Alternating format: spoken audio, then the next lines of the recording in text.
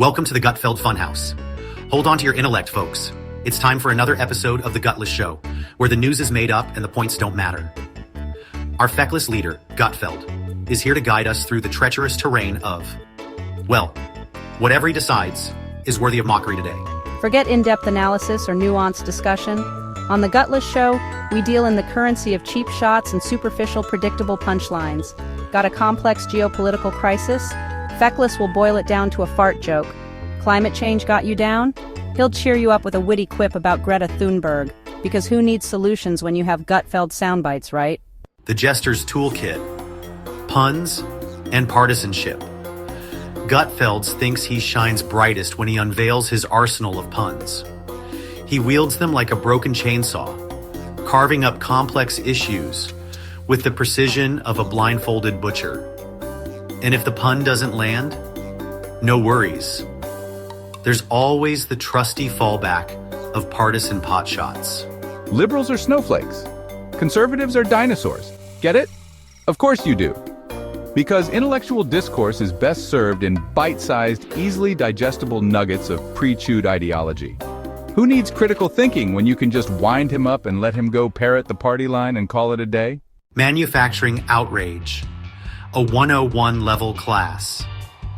In the world of the Gutless Show, every molehill is a mountain, and every non-issue is a 5-alarm fire. He's a complete idiot. Gutfeld is an amateur of the manufactured outrage, a virtuoso of the faux scandal. Did a Democrat politician breathe too loudly? That's a crisis.